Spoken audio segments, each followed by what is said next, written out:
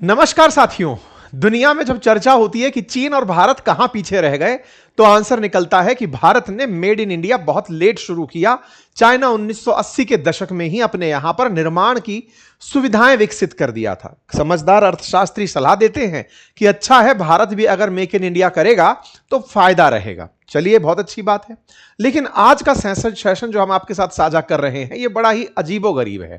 चर्चा यह है कि चीन अब दुनिया को केवल माल ही नहीं बेच रहा है, अपनी फैक्ट्रियां लगा दे रहा है दूसरे के देश में। आप कहेंगे सर, इससे तो भारत जैसा देश जो सपना देखता है कि मेड इन इंडिया हो, तो ये तो मेड इन इंडिया होने लगेगा। बिल्कुल सही कह रहे हैं।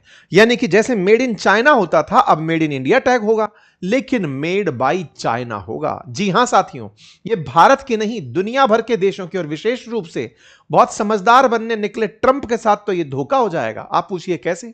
साहब, ट्रंप ने पूरी दुनिया में यही तो आह्वान किया था, आओ और चाइना में आकर के फैक्ट्रियां लगाओ, अमेरिका में आकर फैक्ट्रियां लगाओ, नहीं तो टैरिफ लगा दूंगा। दुनिया भर की कंपनियों को धमका धमका के अपने यहां बुलाने का जो प्रयास था, अब वो उन्हें धता बता रहा है। चाइना चाहता ही यह है कि तुम लगवाओ फैक्ट्री। भाई साहब, ट्रंप अभी जब गए तब उनके साथ एक जॉइंट इन्वेस्टमेंट की सांठगांठ भी कर लिए चाइना वाले कि ये तो हम चाहते ही थे, फंस तो तुम हमारे ट्रैप में गए। अब आप में से कुछ लोग पूछेंगे, इससे क्या फायदा होगा? फायदा यह होगा जनाब कि चीनी कंपनियां जाकर दूसरे देश में अपनी फैक्ट्री लगाएंगी, फैक्ट्री लगाकर माल बेचेंगी, माल बेच करके पैसा कमा के अपने देश आएंगी। ये तो बिल्कुल वैसे ही है जैसे आज भारत के अंदर कोको कोला बैठी हो या मैगडी बैठा हो, चाहे माइक्रोसॉफ्ट बैठा हो या गूगल बैठा हो। दुनिया भर की कंपनी भारत में बैठी हैं, भारत के ही लोगों का इस्तेमाल करती हैं, पैसा बनाती हैं, अपने देश ले जाती हैं। बस हमें टैक्स ही तो दे रही हैं, और थोड़ा बहुत पकड़ लो तो कुछ लोगों को रोजगार। ट्रंप ने जो तरीका अपनाया कि लोगों को रोजगार मिले, इसलिए लोग वहां पहुंचे। चाइना के लिए तो ये विन विन सिचुएशन हो गई। चाइना तो छोड़ो, यूरोप में तो इस बात की चिंता हो रही है कि चाइना वाले जिस तेजी से फैक्ट्री लेकर आ रहे हैं, मुसीबत खड़ी कर देगा। मैं एक फैक्ट बताता हूं, फिर आगे बढ़ूंगा। लगभग 2024 की बात है कि लगभग $190 बिलियन का चाइना वालों ने दुनिया भर में निवेश किया। उससे 10 टाइम्स ज्यादा, यानी कि लगभग $1.5 ट्रिलियन के आसपास इन लोगों ने पैसा बनाया। उसमें से $100 बिलियन टैक्स चुकाया और पैसा लेके घर चले आए। ये रिपोर्ट्स हैं। अब जो चाइना के फैक्ट्री कॉलोनाइजेशन की बातें कर रही हैं कि बोले छोड़ो माल बेचने का, दुनिया में सबसे ज्यादा, अगर ऐसा समझे कि दुनिया के सारे देश, यूएन के अंदर 193 देश हैं, अगर ये मान लीजिए 100% माल एक्सपोर्ट करते हैं, तो अकेला 28% माल चाइना एक्सपोर्ट कर रहा है। आज अमेरिका नंबर 2 पर बैठा है, लगभग 17% माल एक्सपोर्ट करता है दुनिया का, 28% से ऊपर चाइना कर रहा है। मामला अगर वैल्यू में करें तो भारत की जितनी जीडीपी है, इतना तो वो अकेला एक्सपोर्ट कर रहा है। ऐसी स्थिति में अब अपने देश से छोड़ो, दूसरे के देश में पहुंचकर, क्योंकि खुद की सारी क्षमताएं फुल हो गई, बोले बहुत बना लिया माल, अब क्या करें? बोले चलो दूसरे के फैक्ट्री लगाते हैं। आज का सेशन इसी बात पर है। दुनिया के देशों के बारे में चर्चा जानेंगे, कैसे कैसे हाल हो रहे हैं। अब मेड इन चाइना नहीं, मेड बाई चाइना हो रहा है। हेडलाइन वॉल स्ट्रीट जर्नल लिखता है, China is exporting its factories across the world and spooking the competition. लोगों को लग रहा था कि हम अपना बनाएंगे, हमारे देश में बनने लगेगा तो हम चाइना बन जाएंगे। इनने कहा लो बेटा, फैक्ट्री भी हमारी।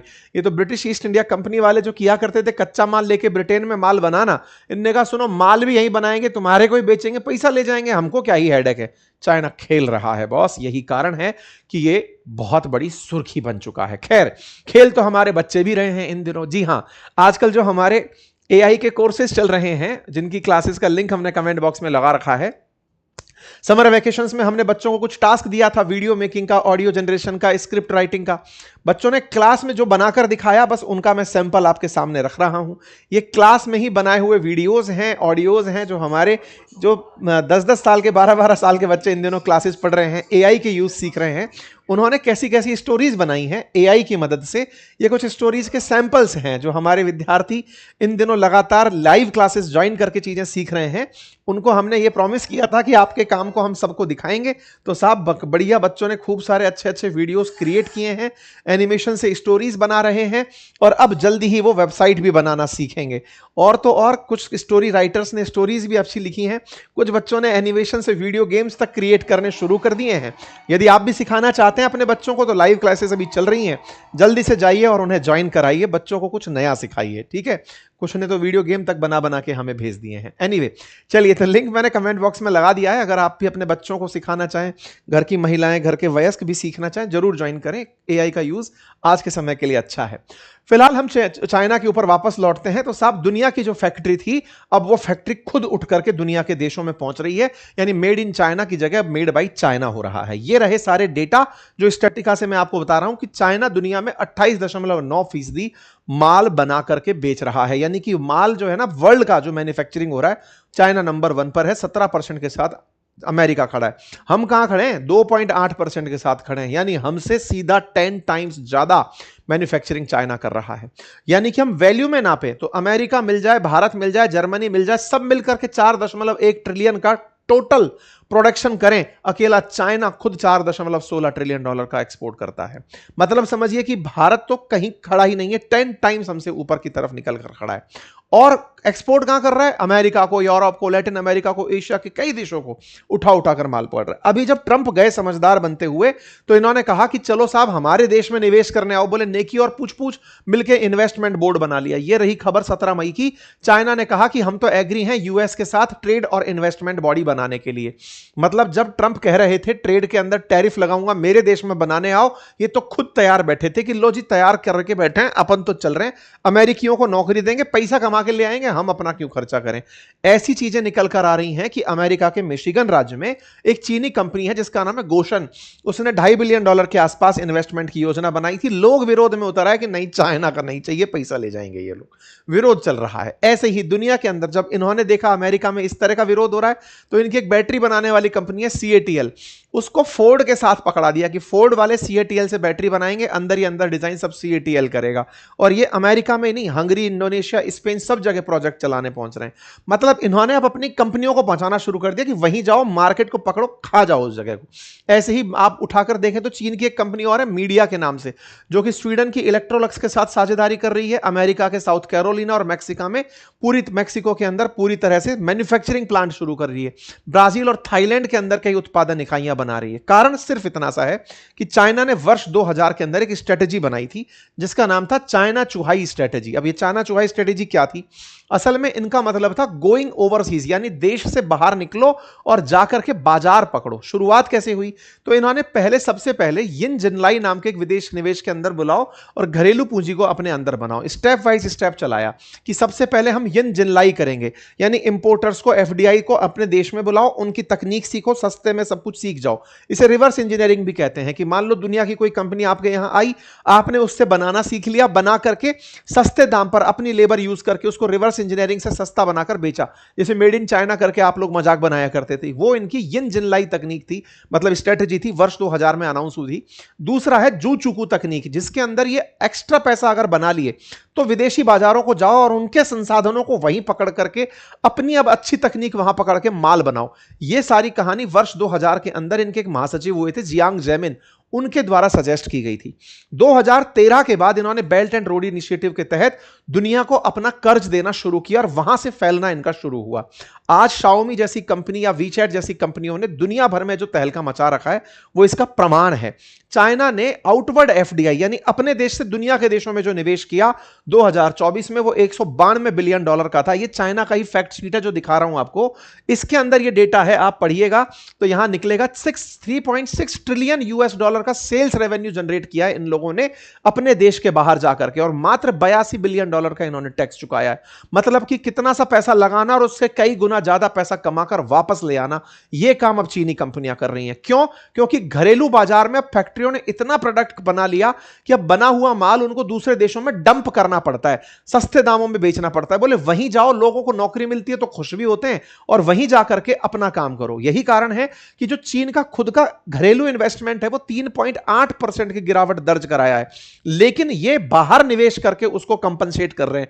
यानी कि अपने देश में भले ही कंपनियां काम कर रही हो, क्योंकि इतना बना लिया, करें क्या, दुनिया के देश हमसे माल नहीं मंगा रहे हैं, कोई बात नहीं, उन देशों में पहुंच जाओ, वहीं के लोगों को रोजगार दो, अल्टीमेटली पैसा देश में लेकर आ जाओ, ये काम चल रहा है इनका।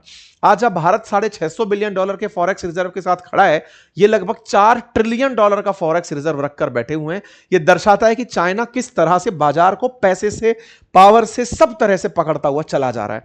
आप देखिए कि चाइना में इतना सस्ता माल बना लिया इन लोगों ने कि प्रॉपर्टी के दाम नहीं उठ पा रहे हैं, क्योंकि सब कुछ मल्टीपल्स में तैयार कर दिया, खर्च मतलब सस्ते में इतना उपलब्ध करा दिया कि दाम सही से निकल नहीं पा रहे हैं। तो घरेलू बाजार की टक्कर को अब इन्होंने विदेशों में शिफ्ट कर दिया है और विदेशी बाजार में पहुंच रहे हैं। फायदा तो समझ में आ ही गया, फायदा दुनिया के सारे सेक्टर्स में इनकी एंट्री अब होने लगी है। बहुत से देशों में, जैसे ऑटो सेक्टर के अंदर बहुत तेजी से इन्होंने एंट्री करी है। यूरोप के कई देशों ने इनको इनवाइट किया कि चले आओ, ये पहुंच गए। मैक्रोन ने कहा फ्रांस के अंदर कि चाइना की एफडीआई हमारे लिए की सेक्टर की तरह काम करेगी, चाइना वाले पहुंच गए। वहां पहुंच करने के साथ साथ मैक्सिको में पहुंच गए। मैक्सिको में 1 लाख लोगों को रोजगार चाइनी कंपनियों के कारण मिल रहा है, लेकिन उसकी वजह से वहां की ऑटो इंडस्ट्री के अंदर इनकी हिस्सेदारी हो गई। वहां से पैसा कमा कमा करके ये ले आ रहे हैं। 40% तक हिस्सेदारी को ये लोग दूसरे देशों से निकाल कर ले आ रहे हैं। ऐसे स्पेन के अंदर चेरी ऑटोमोबाइल जो बंद हो गई फैक्ट्री थी, उसको दोबारा शुरू इन्होंने कर दिया। ऐसी जापानी कंपनी निसान पहले उसको इस्तेमाल करती थी, इन्होंने उसका शुरुआत कर दिया। मतलब कुल मिलाकर के फैक्ट्री जो बंद हो गई वहां ये पहुंच गए। चेरी एब्रो डील काफी फेमस हुई थी, जिससे कि लोगों को रोजगार मिल गया था। तो अब बात करेंगे साहब, ये तो अच्छी बात है, एफडीआई हर दूसरा दुनिया का देश चाहता है कि उनके देश में पैसा आए, उनके यहां रोजगार बढ़े। हम भी तो यही कहते हैं विदेशी निवेश आए। भाई ये विदेशी निवेश से एक अगला स्टेप ले गए, अमेरिका का स्टेप है ये। अमेरिका क्या करता था ना, पहले आप लोगों को सर्विसेज बेचा करता था अपने देश में बैठकर, फिर आपके देश में पैसा लगाकर पूरे देश के अंदर अपनी कंपनियों को बैठा दिया, कंपनियों से कमा कमा के पैसा। आज अपनी जो चर्चा आप सुन रहे हैं गूगल पर है, गूगल पर एडवर्टाइज गूगल ही डलवाता है, लोगों से पैसा डलवाता है, उसमें से कुछ पैसा बांट करके बाकी रेवेन्यू कमा के खुद अपने देश ले जाता है। हमको लगता है गूगल हमारे देश में पैसा लुटा रहा है, वास्तविकता में तो वो कमा के अपने देश ले जा रहा है। यही तो असली खेल है जो दुनिया में खेलने चाइना अब उतर पड़ा है, और उसने यूरोप को अपने लिए पकड़ लिया है, क्योंकि यूरोप में लगभग 20 में से 1 आदमी तो वैसे ही बेरोजगार हो रहा है, क्योंकि लोगों में या तो आलस आ गया या फिर काम नहीं बचा। ये यहां पर पहुंच करके उनके बाजार को खा रहे हैं। जर्मनी जो है ना, वो यूरोप के अंदर बड़ा प्रोडक्शन करता है, इंडिया से ज्यादा प्रोडक्शन जर्मनी का है एनुअल कम मैन्युफैक्चरिंग के अंदर अगर देखा जाए, कंट्रीब्यूशन वर्ल्ड वाइड। ये वहां पर पहुंच गया, वहां की कंपनियों को जाकर के ये उठा रहा है, सस्ते दामों पर लेबर को रख ले रहा है, वहां जाकर के भी चाइनीज लेबर भेज दे रहा है, चाइनीज मशीन भेज दे रहा है, बोले ब्रांडिंग अपनी करके रखूंगा, लो चलाते रहो। इससे यूरोप में बड़ी बेचैनी बढ़ रही है। मतलब अब वो लोग ये चाह रहे हैं कि 100 मिलियन यूरो से ऊपर अगर कोई इन्वेस्टमेंट आ गया तो पहले समय देखेंगे कि कहीं हमारे साथ धोखा तो नहीं हो जाएगा। इस तरह की ऑब्जर्वेशन चाइना को लेकर के चल रही है। मतलब कुल मिलाकर चीन से यूरोप डर भी रहा है, बुला भी रहा है, समझ ही नहीं आ रहा है। चाइना वाले जिस भी रूप में देखो सब जगह पहुंच जा रहे हैं। इससे असल में दिक्कत हो रही है डेवलपिंग कंट्रीज को। कैसे? जैसे इंडोनेशिया है, इंडोनेशिया के अंदर ना गारमेंट सेक्टर के अंदर भयंकर इन दिनों ले ऑफ्स हुए हैं। क्यों? चाइना वालों ने 1000 कंटेनर कपड़ा भर के भेज दिया इंडोनेशिया में। अब वो कंटेनर डंप कर दिया, डंप का मतलब सस्ते दामों पर भेज दिया कि लो ले जाओ ले जाओ। अब ट्रक की ट्रक भर के आ गए, तो वहां की जो लोकल फैक्ट्रीज हैं वो सर्वाइव ही नहीं कर पा रही हैं। सस्ते दामों पर, किलो के भाव पर, कई बार आप भी देखते हैं ना किलो के भाव, घड़ी भारत में बिक रही हैं, कपड़े बिक रहे हैं, तो असल में जो बाकी जो छोटे मोटी इंडस्ट्रीज चल रही हैं वो सर्वाइव ही नहीं कर पाती। ये हाल इंडोनेशिया का हो रहा है, मलेशिया का हो रहा है, बहुत से देशों में। स्थानीय लोग इस वजह से परेशान है कि चाइना ने सस्ता माल बना बनाकर फ्री ऑफ कॉस्ट बाजारों में घुसा दिया, यूरोप के बाजारों में घुसा दिया। लोकल कंपटीशन खत्म, खुद की फैक्ट्रियां चालू, बनाओ रेवेन्यू और घर ले आओ, ये सारा काम चल रहा है। और तो और अब वर्किंग कंडीशंस पर भी अपना जोर हो रहा है। जैसे ब्राजील के अंदर इनकी एक कंपनी है, कार कंपनी है BYD, वो अपने कर्मचारियों से इतना काम करवा रही है कि ब्राजील के अंदर प्रोटेस्ट हो रहे हैं। ब्राजील ने चाइना से कहा कि साहब ये तो मत करो, वर्कर्स के साथ स्लेव जैसा बिहेव कर रहे हो आप लोग। ये विवाद नए शुरू हो रहे हैं। पर जो भी है, चाइना कुल मिलाकर के अपनी पॉलिसी में पहले चाइना के अंदर माल बनाया, अब फैक्ट्री दुनिया के देशों में लगाकर पैसा कमा रहा है। अब दुनिया इस पर चिंतित है कि साहब इसका क्या इलाज किया जाए। अब इलाज क्या है? इलाज यह है कि दुनिया के जो देश हैं, जैसे यूरोप है, आसियान है, जो विकासशील हैं, डेवलप्ड हैं, ये आपस में मिलकर के म्यूचुअल अंडरस्टैंडिंग करें। चाइना से मदद लेना भी अब घातक हो रखा है। अमेरिका से मदद लेना तो अलग तरह से टैरिफ में मारता है, और चाइना अलग तरह से मार रहा है।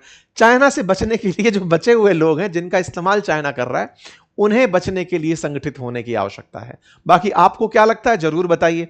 बाकी अपने बच्चों के लिए अगर आप वाकई में समर वैकेशंस में कुछ उन्हें अपडेट देना करना चाहते हैं तो कोर्स ज्वाइन कराइए, क्लास ज्वाइन कराइए। हमारे क्लास के बच्चों ने काफ़ी क्रिएटिविटी सीख ली है। जल्दी उनकी बनी हुई मैं वेबसाइट्स भी आप लोगों को शो करूंगा, उनके बने हुए ऐप्स भी शो करूंगा। काफ़ी सारा काम वो लोग कर रहे हैं, आप भी करें। फिलहाल के लिए इतना ही। अपना ख्याल रखें। बहुत बहुत धन्यवाद।